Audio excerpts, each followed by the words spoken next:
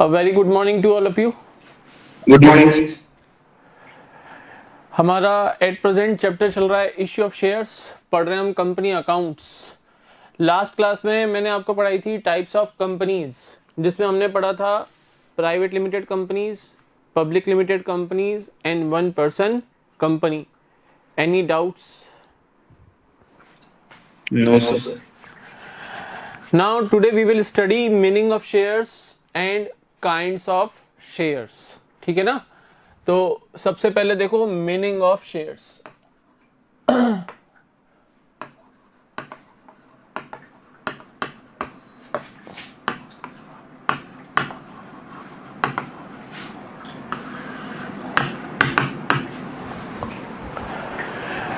देखो, in case of joint stock company, जो capital होती है कंपनी की वो डिवाइडेड होती है into small units, into units of small denomination. Denomination मैंने आपको पढ़ाया दिखाया था एक बार, मैंने आपको एक करेंसी नोट शो किया था क्लास में, और उस करेंसी नोट के ऊपर जो भी उस करेंसी की फेस वैल्यू है करेंसी नोट की, जैसे मान लो ये मैं ड्रॉ कर रहा हूं करेंसी नोट, यहाँ पे मान लो बीच में, पहले बीच में लिखा होता था, आजकल कॉर्नर में लिखा होता है। अगर 500 रुपीज लिखा हुआ है, it means it is a currency note of rupees 500। 500 इसकी डिनोमिनेशन है, 500 इसकी डिनोमिनेशन है। तो in case of a joint stock company, the capital of the company is divided into units of small denomination, यानी छोटी छोटी वैल्यूज के units में कंपनी की कैपिटल डिवाइडेड होती है। Each such unit is called as share of the company. मान लो किसी कंपनी की टोटल कैपिटल 1 करोड़ रुपीस है, 1 करोड़ रुपीस, जो कि डिवाइडेड है, विच is divided into 1 lakh shares of rupees 100 each. या शेयर्स की जगह मैं एक बार लिख देता हूं यहां पर units, which is divided into 1 lakh units of rupees 100 each. तो मैं कहूंगा ये जो 1 लाख यूनिट्स हैं, these are shares of the company, क्योंकि देखो 1 lakh units into 100 is equal to 1 crore rupees. Yes और नो? यस। तो ईच सच यूनिट, यानी हम कहेंगे कि in case of this company there are 1 lakh shares of rupees 100 each. 100 क्या है? डिनोमिनेशन, यानी शेयर की फेस वैल्यू या नॉमिनल वैल्यू। इसको हर शेयर की क्या कहेंगे? फेस वैल्यू या नॉमिनल वैल्यू।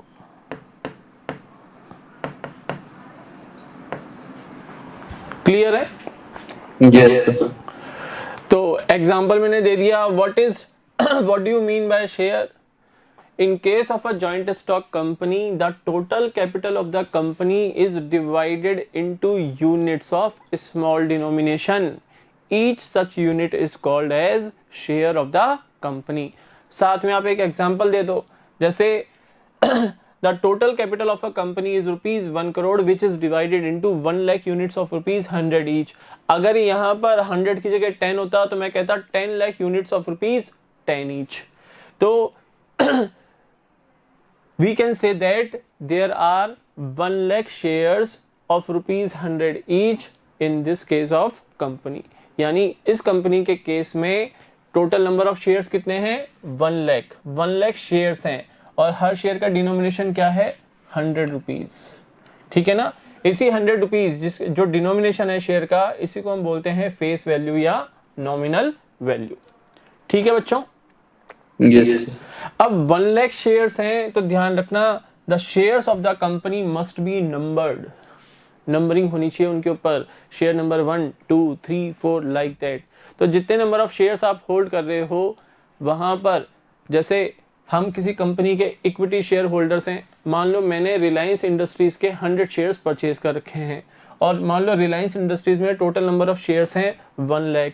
तो मान लो मेरे पास शेयर नंबर 201 से लेके 300 तक मैं होल्ड कर रहा हूं, तो रिलायंस इंडस्ट्रीज के रजिस्टर ऑफ शेयर होल्डर्स में मेरा नाम लिखा होगा और नाम के आगे बता रखा होगा कि share number 201 to 300 are held by Mister Krishnakant Sharma, like that, ऐसे लिखा होता है। बोलो क्लियर है? Yes, sir. तो shares must be numbered so that they can be identified. Shares के ऊपर प्रॉपर नंबरिंग होनी चाहिए ताकि उनको आइडेंटिफाई किया जा सके, ठीक है ना। अब नेक्स्ट है नेचर ऑफ शेयर्स, कि शेयर्स का नेचर क्या होता है। तो देखो, the shares of a company are movable property, उनको मूव कर सकते हैं एक जगह से दूसरी जगह तक, ठीक है ना। Building is not a movable property, building को आप मूव नहीं कर सकते, जहां पर एक बार आपने कंस्ट्रक्ट कर दी बिल्डिंग वहीं पर एग्जिस्ट करेगी। But shares are movable property which can be transferred, जिनको ट्रांसफर किया जा सकता है in the manner which is provided in the articles of association of the company.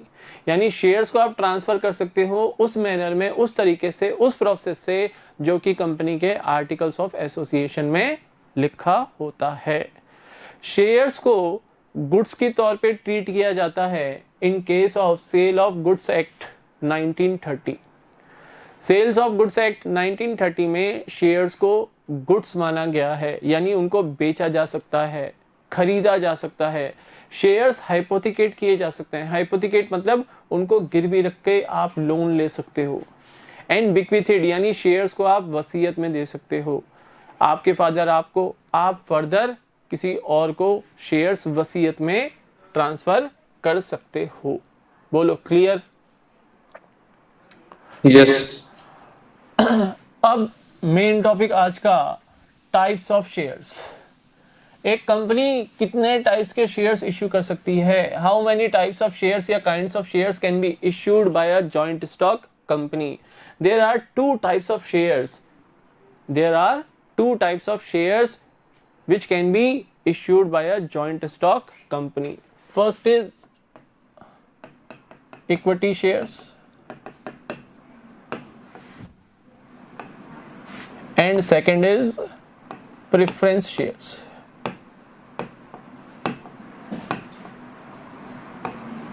ठीक है ना। तो कंपनी इक्विटी शेयर्स इश्यू कर सकती है और प्रेफरेंस शेयर्स इश्यू कर सकती है। केवल टू टाइप्स के शेयर्स कंपनी इश्यू कर सकती है। अब आज इनके बारे में हम डिटेल में पढ़ेंगे कि प्रेफरेंस शेयर्स क्या होते हैं, कितने तरह के होते हैं, और इक्विटी शेयर्स क्या होते हैं। क्या इक्विटी शेयर्स के भी कुछ फर्दर सब क्लासिफिकेशन होता है? इक्विटी शेयर्स के केस में प्रेफरेंस शेयर होल्डर्स को क्या राइट्स अवेलेबल होते हैं, इक्विटी शेयर होल्डर्स को क्या राइट्स अवेलेबल होते हैं, ये चीजें आज हम डिटेल में पढ़ने वाले हैं। तो आओ पहले हम पढ़ते हैं प्रेफरेंस शेयर्स। नेक्स्ट पेज पे देखो, हमें गिवन है प्रेफरेंस शेयर्स। तो preference shares are those shares which carry the following two rights. Preference share holders को दो राइट्स अवेलेबल होते हैं। अगर आपने किसी कंपनी के प्रेफरेंस शेयर्स परचेज कर रखे हैं तो you will carry two rights. First right, they have a right to receive dividend before any dividend is paid to the equity share holders।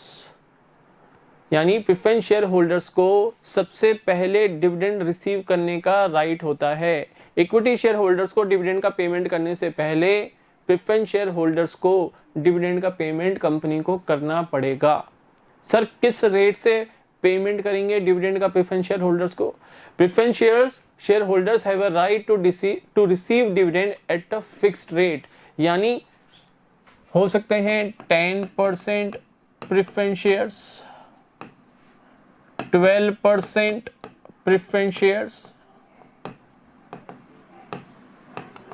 तो इनके नाम के पहले ये जो मैं 10% या 12% लिख रहा हूं, ये फिक्स्ड रेट होता है। यानी जब आप प्रेफरेंस शेयर खरीदते हो तो rate of dividend already fixed होता है कि आपको इस रेट से डिविडेंड रिसीव होगा। अब डिविडेंड क्या होता है? कंपनी अपने नॉर्मल कोर्स ऑफ बिजनेस के अंदर जो भी प्रॉफिट जनरेट करती है, out of that profit company के board of directors dividend declare करते हैं शेयर होल्डर्स को। यानी आउट ऑफ प्रॉफिट शेयर्स के ऊपर जो रिटर्न मिलता है शेयर होल्डर्स को, उसको कहते हैं डिविडेंड। ठीक है, डायरेक्टर्स जो डिविडेंड डिक्लेयर करते हैं, प्रपोज करते हैं, उसको equity share holders annual journal meeting के अंदर क्या करेंगे, कंफर्म करेंगे। उसको क्या करेंगे, कंफर्म करेंगे। इक्विटी शेयर होल्डर्स के कंफर्म करने के बाद ही डिविडेंड का पेमेंट शेयर होल्डर्स को किया जाएगा। अब इक्विटी शेयर होल्डर्स इस चीज को कंफर्म क्यों करते हैं, because equity share holders are the actual owners of the company. ये मैं आपको पहले भी बता चुका हूं क्लास में, यस और नो? Yes, sir. तो that is why dividend is only proposed by the directors. Dividend is only proposed by the directors, but it will be confirmed by the equity shareholders in the annual general meeting। और annual general meeting होती है year and में final accounts prepare करने के बाद। ठीक है ना? तो प्रेफरेंस शेयर होल्डर्स को पहला राइट तो क्या होता है, they have a right to receive dividend at a fixed rate before any dividend is paid to the equity share holders. And right number second, right to receive capital, right to receive capital back in case of winding up of the company।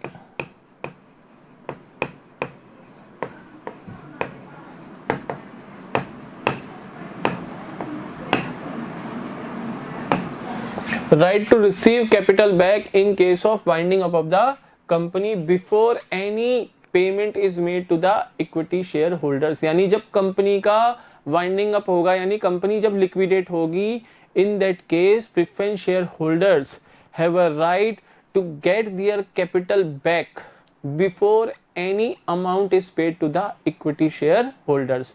यानी जब company dividend का payment करेगी तो preference share holders line में आगे खड़े होंगे, वो एक फिक्स रेट से डिविडेंड रिसीव करेंगे before any dividend is paid to the equity share holders. और जब कंपनी का वाइंड अप हो रहा होगा, यानी जब कंपनी लिक्विडेट हो रही होगी, कंपनी अपने बिजनेस को क्लोज डाउन कर रही है by following a particular procedure which is given या which is stated in the companies act 2013, then preference share holder have a right to receive their capital back before any payment is made to the equity share holders. कहने का मतलब यह है कि जब company का समापन किया जा रहा है, कंपनी के बिजनेस को क्लोज डाउन किया जा रहा है, तब इक्विटी शेयर होल्डर्स को पेमेंट पहले नहीं किया जाएगा। पहला राइट किसको मिलेगा, प्रेफरेंस शेयर होल्डर्स को। वो आएंगे और अपनी कैपिटल रिसीव करेंगे फ्रॉम द कंपनी। बोलो, समझ में आ गया? Yes. इसके अलावा सर क्या और भी कुछ राइट्स होते हैं प्रेफरेंस शेयर होल्डर्स को? हाँ बेटा, इसके अलावा कुछ और राइट्स भी प्रेफरेंस शेयर होल्डर्स को अवेलेबल हो सकते हैं। ये तो होते ही होते हैं। इसके अलावा ये है right to receive dividend, right to received dividend at a fixed rate. इसके अलावा भी कुछ राइट्स अवेलेबल हो सकते हैं प्रेफरेंस शेयर होल्डर्स को। क्या राइट्स हैं? Right to receive, right to participate in the surplus profit, right to participate in the surplus profit. मान लो कोई फाइनेंशियल ईयर है, 2019-20 हमारा फाइनेंशियल ईयर है। इस ईयर में कंपनी को काफी हैंडसम अमाउंट ऑफ प्रॉफिट्स हुए, कंपनी ने अच्छे प्रॉफिट्स जनरेट किए। प्रॉफिट्स में से बोर्ड ऑफ डायरेक्टर्स ने डिविडेंड डिक्लेयर किया। Dividend is declared by the board of directors, dividend declared by the board of directors. और डिक्लेयर करने के बाद इस डिविडेंड को कंफर्म कर दिया किन्होंने? इक्विटी शेयर होल्डर्स ने। ESH लिखा मैंने, इक्विटी शेयर होल्डर्स ने। तो कंफर्म करने के बाद पहले डिविडेंड किसको मिलेगा? प्रेफरेंस शेयर होल्डर्स को। उसके बाद जो रिमेनिंग प्रॉफिट बचा उसमें से एक स्टिपुलेटेड रेट से, यानी एक निर्धारित रेट से इक्विटी शेयर होल्डर्स को भी हमने डिविडेंड का पेमेंट कर दिया। सर इक्विटी शेयर होल्डर्स को किसी फिक्स रेट से डिविडेंड का पेमेंट नहीं होता? Answer is no. Fix rate of dividend केवल होगा प्रेफरेंस शेयर्स के केस में, इक्विटी शेयर्स के केस में डिविडेंड का रेट फिक्स नहीं होता। अगर किसी साल प्रॉफिट्स कम हुए, सफिशिएंट प्रॉफिट नहीं हुए या लॉसेस हो गए तो इक्विटी शेयर होल्डर्स को डिविडेंड रिसीव नहीं होगा। लेकिन अगर मान लो प्रॉफिट्स तो हुए लेकिन वो सफिशिएंट नहीं थे, तो पहला राइट डिविडेंड रिसीव करने का किसका है? प्रेफरेंस शेयर होल्डर्स का। तो प्रेफरेंस शेयर होल्डर्स को तो डिविडेंड मिल जाएगा फिक्स रेट से, लेकिन इक्विटी शेयर होल्डर्स को उस केस में डिविडेंड रिसीव नहीं होगा, और अगर होगा तो बहुत लोअर रेट से। तो in case of equity share holders the rate of dividend is not fixed, लेकिन प्रेफरेंस शेयर होल्डर्स के केस में rate of dividend is always fixed होता है। तो यहां मान लो प्रॉफिट्स हुए 20 लाख रुपीस के, 20 लाख में से मान लो 8 लाख तो डिविडेंड का प्रेफरेंस शेयर होल्डर्स को पे करना पड़ा, ठीक है, और 7 लाख मान लो इक्विटी शेयर होल्डर्स को एज अ डिविडेंड हमने डिस्ट्रीब्यूट कर दिया। अब एक्सेसिव प्रॉफिट्स बच गए ना 5 लाख रुपीस के। Yes, sir. भाई 20 में से 15 आपने डिस्ट्रीब्यूट कर दिए as dividend to the preference share holders and equity share holders. अभी भी तो सरप्लस प्रॉफिट बचा हुआ है, सरप्लस प्रॉफिट अभी भी रिमेनिंग है। इस सरप्लस प्रॉफिट में पार्टिसिपेशन करने का राइट हो सकता है प्रेफरेंस शेयर होल्डर्स को। क्लियर है? ये राइट भी उनको दिया जा सकता है, हमेशा नहीं होता, दिया जा सकता है। तो in addition to the above, the preference shares may carry some more rights, such as the right to participate in the excess profits when a specified dividend has been paid on the equity shares. Equity share holders को एक specified rate से जब dividend दिया जा चुका हो, उसके बाद भी अगर कुछ profits remaining रहते हैं तो उस profit में भी preference share holders को right दिया जा सकता है participate करने का। ठीक है? इसके अलावा the right to receive a premium at the time of redemption, यानी रिडम्पशन का मतलब होता है बच्चों रीपेमेंट। रिडम्पशन का मतलब होता है रीपेमेंट। मान लो आपने एक preference share eight the time of issue 100 rupees में इशू किया, इसकी फेस वैल्यू या नॉमिनल वैल्यू, फेस वैल्यू या नॉमिनल वैल्यू थी 100 रुपीज, और eight the time of redemption आप रीपेमेंट कर रहे हो 120 रुपीज के ऊपर। यानी मैं कहूंगा कि 100 रुपीज तो फेस वैल्यू थी, 20 रुपीज आपने एक्सेसिव पे किया eight the time of redemption, इसको बोलते हैं प्रीमियम। यानी फेस वैल्यू या नॉमिनल वैल्यू से जितना भी एक्सेसिव आपने पे किया उसको क्या बोलेंगे? प्रीमियम।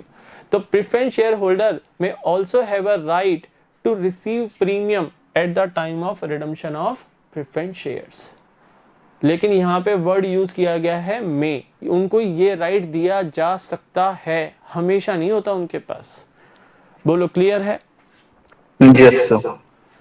हाँ जी गर्ल्स, कोई डाउट तो नहीं है? No sir. No, sir. Loss भी डिस्ट्रीब्यूट होता है? नहीं बेटा, लॉस में से डिविडेंड थोड़ी ना दिए जाएंगे। लॉस में से डिविडेंड कैसे दोगे? डिविडेंड डिस्ट्रीब्यूट किए जाएंगे only out of the profits earned bye the company in the normal course of business. अगर लॉसेस हुए हैं तो लॉसेस को पास्ट ईयर में, पास्ट फाइनेंशियल ईयर्स में जो आपके एक्यूमुलेटेड प्रॉफिट्स थे, लॉसेस को वहां से राइट ऑफ कर दिया जाएगा। ठीक है बच्चों? लॉसेस कैसे डिस्ट्रीब्यूट करोगे? यहां पर कोई पार्टनर्स थोड़ी ना जो उनके कैपिटल अकाउंट के अंदर डेबिट कर देंगे हम। यहाँ पे पार्टनर्स थोड़ी ना जो हम कैपिटल अकाउंट में डेबिट कर देंगे। देखो, in case of joint stock company separate capital accounts can not be prepared for each equity share holder, क्योंकि एक पब्लिक लिमिटेड कंपनी में number of share holders minimum कितने होते हैं? कल पढ़ाया था आप लोगों को 7, और maximum there is no limit, यानी lakhs of share holders can be there in case of a public limited company. अब हर शेयर होल्डर का सेपरेट कैपिटल अकाउंट मेंटेन नहीं किया जाता, इसलिए एक कंसोलिडेटेड अकाउंट मेंटेन किया जाता है जिसको हम बोलते हैं शेयर कैपिटल अकाउंट। ठीक है ना?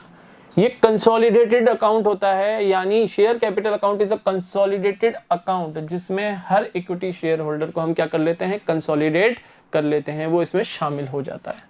ठीक है ना? तो लॉसेस का डिस्ट्रीब्यूशन नहीं होता। लॉसेस को पास्ट ईयर में जो प्रॉफिट्स हुए हैं जो आपने डिस्ट्रीब्यूट नहीं किए, undistributed profits of the previous financial years, वहां से उनको क्या कर दिया जाता है, सेट ऑफ कर दिया जाता है। बोलो क्लियर है? Yes sir. अब आपका नेक्स्ट टॉपिक है टाइप्स ऑफ प्रेफरेंस शेयर्स।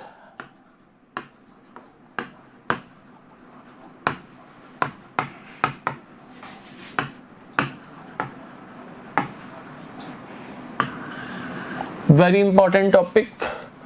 इसमें different types of preference shares हम पढ़ेंगे।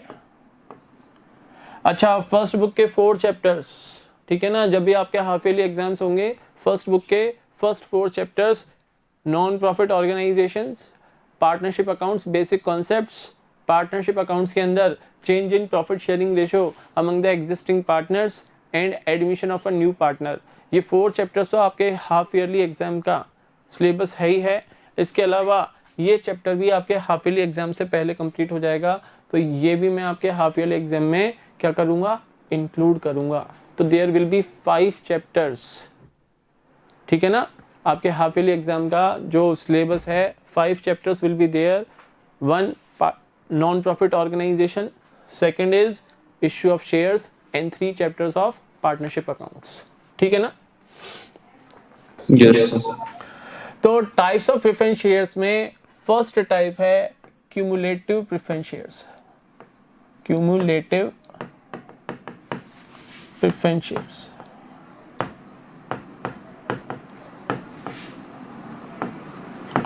क्यूमुलेटिव प्रेफरेंस शेयर्स बच्चों वो शेयर्स होते हैं जहां पर होल्डर को राइट होता है to received dividend at a fixed rate, ठीक है ना। सर ये तो प्रेफरेंस शेयर्स में हर किसी को होता है, आपने तो बताया था preference shares are those shares the holder of which will carry the following 2 rights. कौन कौन से right? Right to receive dividend at a fix rate before any dividend is paid to equity share holders and right to receive back the amount of capital in case of winding up of the company before any payment is made to the equity share holders। लेकिन बच्चों cumulative preference shares के case में holder को ये तो right होगा कि वो डिविडेंड इक्विटी शेयर होल्डर से पहले रिसीव करेगा एट अ फिक्स रेट, लेकिन अगर किसी फाइनेंशियल ईयर के अंदर किसी भी रीजन की वजह से डिविडेंड का पेमेंट नहीं हुआ, बोर्ड ऑफ डायरेक्टर्स ने डिविडेंड डिक्लेयर ही नहीं किया, बोर्ड ऑफ डायरेक्टर्स ने डिविडेंड डिक्लेयर ही नहीं किया, किस रीजन से, मान लो लॉसेस हो गए या सफिशिएंट प्रॉफिट्स नहीं हुए, या फिर अगर प्रॉफिट्स तो हो गए लेकिन डायरेक्टर्स ने डिविडेंड प्रपोज ही नहीं किया, ये भी पॉसिबल है। क्योंकि कभी कभी क्या होता है, जॉइंट स्टॉक कंपनी अपने बिजनेस का अगर एक्सपेंशन करना चाहती है तो उन्हें क्या करना पड़ेगा, फ्लोइंग बैक ऑफ प्रॉफिट्स करेंगे वो, उस केस में डिविडेंड का डिक्लेरेशन, डिविडेंड का डिस्ट्रीब्यूशन शेयर होल्डर्स में नहीं किया जाएगा। अगर आपको अपने बिजनेस का एक्सपेंशन करना है तो कैपिटल की रिक्वायरमेंट होती है, पैसे की जरूरत होगी। अब वो फाइनेंस कहाँ से अरेंज करें? एक तो तरीका ये है कि आप बाहर से लोन ले लो, बैंक से लोन ले लो, या आप डिबेंचर्स इश्यू कर दो, या आप शेयर्स इश्यू कर दो।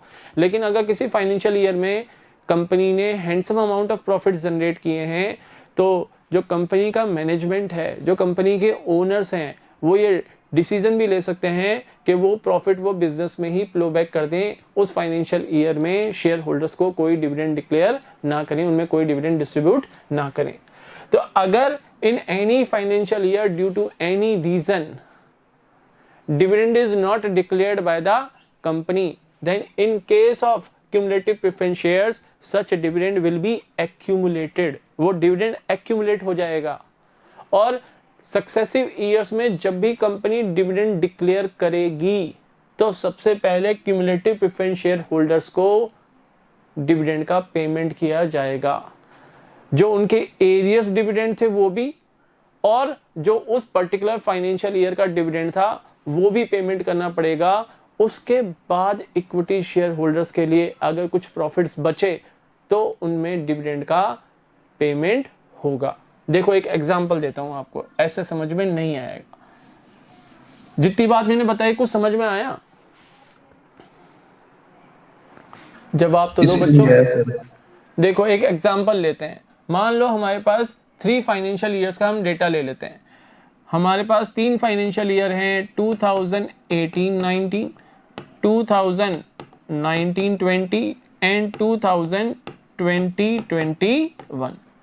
ठीक है, ड्यू टू एनी रीजन कंपनी ने इस ईयर में भी डिविडेंड डिक्लेयर नहीं किया, इस ईयर में भी नहीं किया। अब कंपनी ने क्यूमुलेटिव प्रेफरेंस शेयर्स इश्यू कर रखे थे जिनके ऊपर रेट ऑफ डिविडेंड था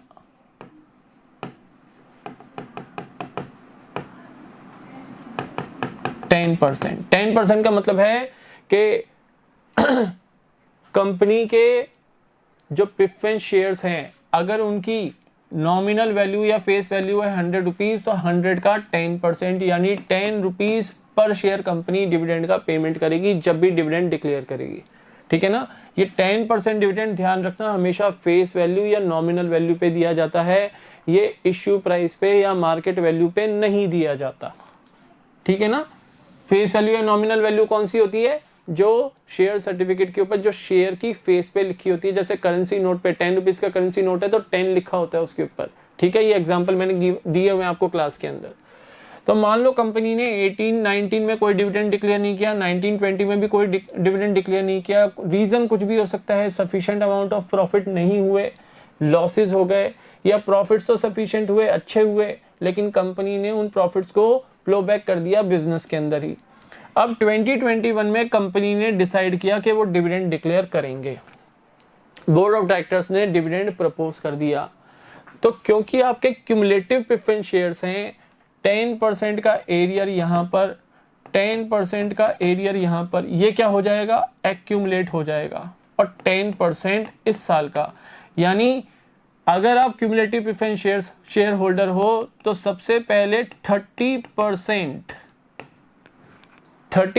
dividend cumulative preference share holder को दिया जाएगा। उसके बाद अगर कोई प्रॉफिट रिमेनिंग रहा तो इक्विटी शेयर होल्डर्स में स्टिपुलेटेड रेट से डिविडेंड का पेमेंट किया जाएगा। बोलो, अब बात समझ में आई? Yes, sir. So in case of cumulative preference shares, if due to any reason no dividend is declared by the company in a particular financial year, then such dividend will be accumulated and will be paid by the company in the successive year when the same is declared by the company. जिस year में company declare करेगी उस year में उस financial year का तो dividend दिया ही दिया जाएगा, इसके अलावा जो प्रीवियस ईयर्स में डिविडेंड का पेमेंट नहीं हुआ वो भी एक्यूमुलेट होके एरियर्स ऑफ डिविडेंड बनके उसका भी payment cumulative preference share holders को किया जाएगा। आई होप अब क्लियर हो गया होगा। Yes. Now second, non cumulative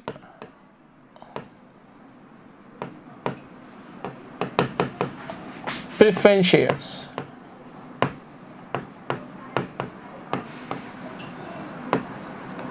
Non-cumulative preference shares are the shares in which the holder will get a fixed rate of dividend in the financial year in which the same is declared by the company.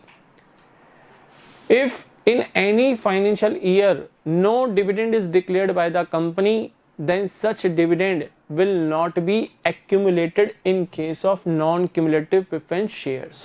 यानी यहाँ पर holder को arrears of dividend receive करने का right नहीं है। अगर किसी फाइनेंशियल ईयर में कंपनी ने डिविडेंड डिक्लेयर नहीं किया ड्यू टू एनी रीजन, तो होल्डर उस ईयर का डिविडेंड फ्यूचर में रिसीव करने का राइट नहीं रखेगा। बोलो, समझ में आ गया? Yes. Yes. थर्ड है आपका पार्टिसिपेटिंग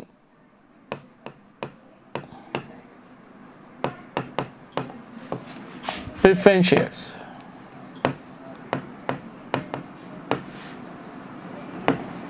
एंड फोर्थ है नॉन पार्टिसिपेटिंग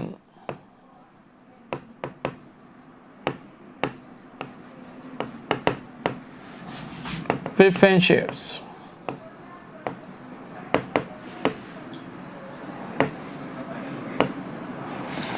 देखो बच्चों, पार्टिसिपेटिंग प्रेफरेंस शेयर्स वो होते हैं जहां पर होल्डर को एक फिक्स रेट से डिविडेंड रिसीव करने का राइट तो होगा ही होगा, इसके अलावा out of the remaining profits equity share holders को स्टिपुलेटेड रेट से डिविडेंड देने के बाद अगर कोई सरप्लस प्रॉफिट बचता है तो participating preference share holders will have a right to participate in such excess profits, to participate in the such excess profit at a predetermined rate. यानी जैसे मैंने आपको एग्जांपल दिया था, किसी ईयर में 20 लाख रुपीस का कंपनी ने प्रॉफिट जनरेट किया, इस 20 लाख रुपीस में से 8 लाख रुपीस का डिविडेंड तो प्रेफरेंस शेयर होल्डर को उनके फिक्स रेट से कर दिया।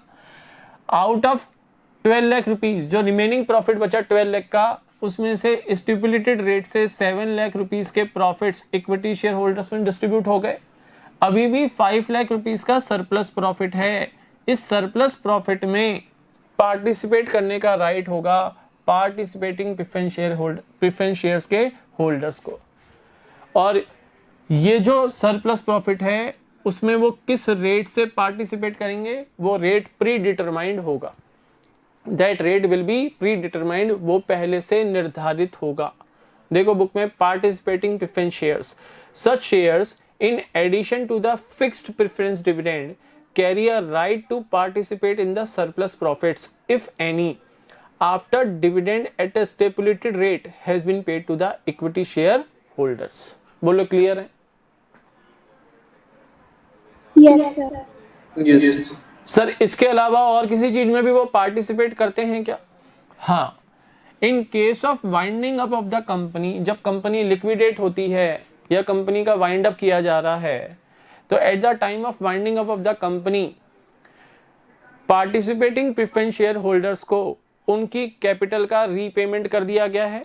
उसके बाद जो रिमेनिंग अमाउंट या रिमेनिंग बैलेंस बचा कंपनी के पास, उसमें से इक्विटी शेयर होल्डर्स का पेमेंट कर दिया गया। अगर इक्विटी शेयर होल्डर्स को पे करने के बाद भी अगर कुछ सरप्लस मनी या सरप्लस बैलेंस अवेलेबल है कंपनी के पास, तो उस सरप्लस बैलेंस में इनको पार्टिसिपेट करने का राइट होता है। देखो बेटा, जब कंपनी के बिजनेस को क्लोज डाउन किया जाता है तो कंपनी की असेट्स को सेल आउट किया जाता है, और सेल आउट करने के बाद पहले आउटसाइड लायबिलिटीज का पेमेंट किया जाता है। आउटसाइड लायबिलिटीज का पेमेंट करने के बाद जो रिमेनिंग बैलेंस बचा after selling the total assets of the company, जो अमाउंट रियलाइज हुआ, सबसे पहले आउटसाइड लायबिलिटीज का पेमेंट करेंगे। आउटसाइड लायबिलिटीज का पेमेंट कर दिया, फिर जो बैलेंस अमाउंट बचा उसमें से पहले प्रेफरेंस शेयर होल्डर्स को पे किया जाएगा, क्योंकि ये तो उनके पास प्रेफरेंशियल राइट होता ही है। उसके बाद जो बैलेंस अमाउंट बचा, इक्विटी शेयर होल्डर्स को उनकी कैपिटल रीपे की जाएगी। इक्विटी शेयर होल्डर्स को भी रीपे करने के बाद अगर कुछ अमाउंट अभी भी बचता है तो उस बैलेंस अमाउंट में पार्टिसिपेट करने का राइट होता है पार्टिसिपेटिंग प्रेफरेंस शेयर होल्डर्स को। देखो बुक में, similarly in the event of winding up, if after paying back both the preference and equity share holders there is still some surplus left, such shareholders are entitled to receive a predetermined proportion of surplus। तो इन preference share holders को उस surplus amount में pre determined proportion लेने का right होता है। बोलो clear है? Yes, sir. Yes, sir. Next है आपका non participating preference shares. Non participating यानी इनको फिक्स रेट से डिविडेंड रिसीव करने के बाद, इक्विटी शेयर होल्डर्स को स्टिपुलेटेड रेट से डिविडेंड का पेमेंट करने के बाद अगर कोई सरप्लस प्रॉफिट कंपनी के पास अवेलेबल हैं तो उसमें पार्टिसिपेट करने का इनको कोई राइट नहीं होता। The holders of non participating preference shares will have no right to participate in the surplus profit as well as at the time of winding up if there is any surplus capital left after making payment to both preference and equity shareholders, then the holders of these preference shares will have no right to participate in such surplus amount। बोलो clear? Yes, sir. ये चीजें याद रखनी पड़ेंगी आप लोगों को। Next category है redeemable preference shares.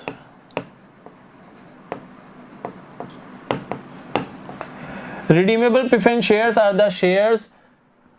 Redeemable preference shares are the shares which will be repaid by the company within a stipulated period according to the terms of issue and all the fulfillment of certain conditions which are laid down in sections 55 of the Companies Act 2013।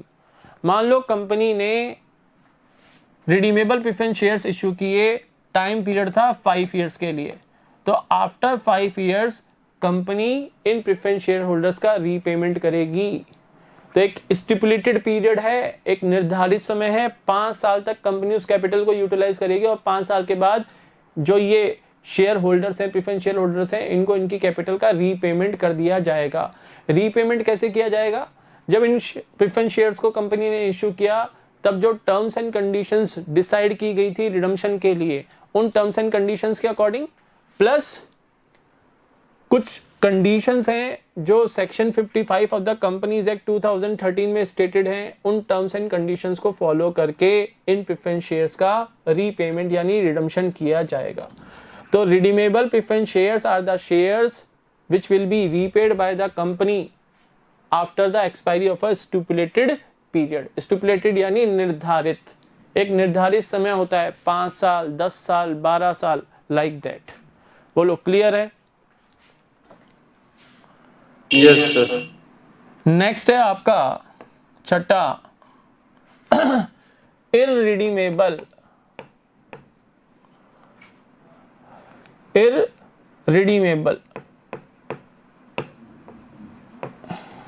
preference shares. Irredeemable preference shares are the shares which will be repaid by the company at the time of winding up of the company। यानी इन preference shares का company redemption कब करेगी? जब company का wind up होगा, यानी company जब liquidate होगी, यानी जब कंपनी के बिजनेस को फॉर एवर के लिए हम क्या कर रहे हैं, क्लोज डाउन कर रहे हैं, तब इसका रीपेमेंट होगा।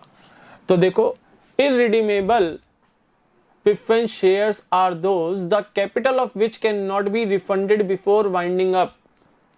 यानी during the existence of the company इन प्रेफरेंस शेयर होल्डर्स की कैपिटल का रीपेमेंट नहीं किया जाएगा।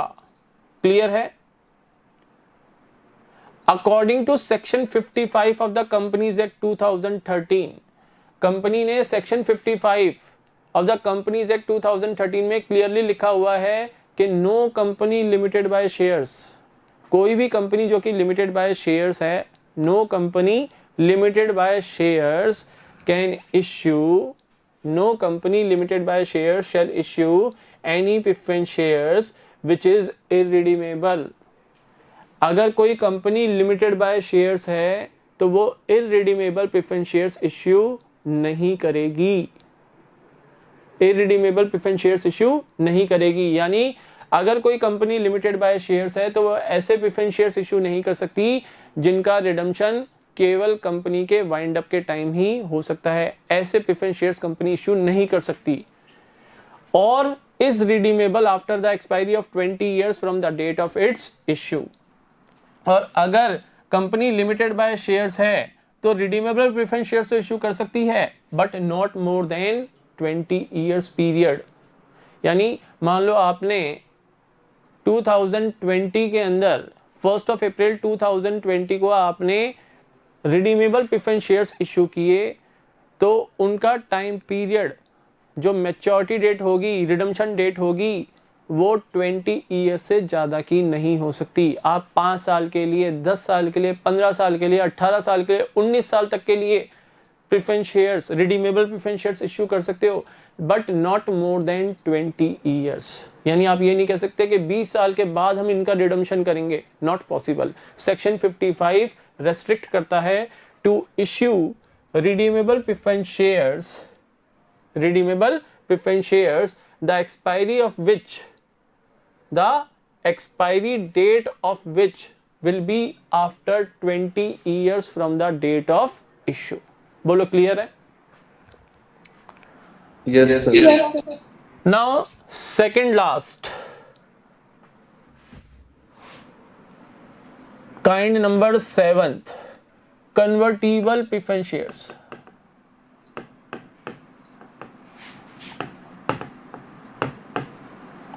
Convertible preference shares. And 8th, non-convertible